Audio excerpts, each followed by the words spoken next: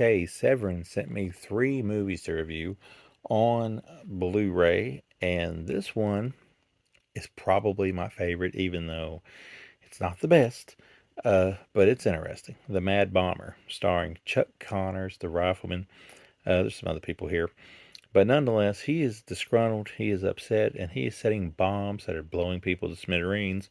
But one night, before he sets a bomb inside of a hospital, a woman who's somewhat mute ends up being raped by this mad raper feller here. And the raper, who is scum of the earth and somebody you want to see get what's coming to him, just so happened to be the one person to see what the Mad Bomber actually looks like and be able to describe him and help him solve the case, while this cop right here is on the case. Chuck Connors is great in this movie. Probably, like I said, the best part of the movie. He's running around, he's acting weird. Um, he, he's got a pretty good reason. I'm not going to spoil for what he's doing, even though, I mean, you guess you can't really have a good reason for setting explosives on people. But in his mind, he does. And he's like getting on to people for basically all sorts of little weird things. So it's fun to watch that. Chuck Connors really was in some odd stuff. He was the Rifleman, which is like the most popular thing he probably did. Then he was in Tourist Trap, and he was in this. And his exploitation days is quite interesting to examine. This movie, though, it looks good. Very 70-ish. I think it might have been made in the 70s, actually. They give it a pretty good little case here that we'll dive into some more here. But all in all, I gave the movie a 2.5 out of 5. Will I ever watch it again? Maybe no time soon. But if I ever want to have a Chuck Connors, marathon, this is definitely one I would throw into it. I also love saying his name because it's very close to mine. Chuck Connors, Chuck Connery, us Irish folk. Nonetheless, nice thick slipcase here. Oh, and one other thing, it's not the most bloodiest film you're ever going to see, but it gets pretty gory near the end when you have the big finale and all the big showdown and stuff. It looks pretty gory for that. So if you do want a little bit of blood, you will get it there.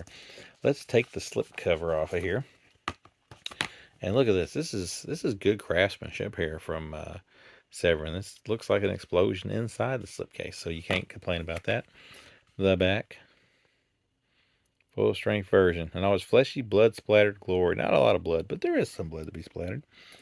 There's some pretty cool artwork. So I do like this, the way this looks. Here we have a recreation of a scene where they try to put together what the killer looks like, or the bomber looks like. There is a vision of him there drawn from the movie. On the back, you can read more about it if you want to. You can pause and read about your audio commentaries here. Your interviews, Mad Bomber TV cut. That like having an extra version of something. There is some more stuff in the movie. There's where the rapist is getting questioned from the police and he doesn't want to talk. Very interesting concept on that one. There is brother looking a little worse for wear.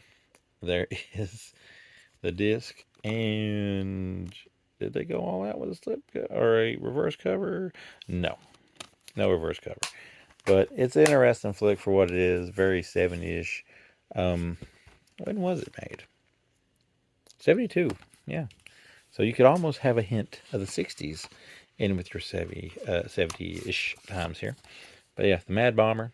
If it's a 2.5 and it's my favorite one, you can imagine where we're going to go with the other ones. But hey, this is somewhat a win. So check it out.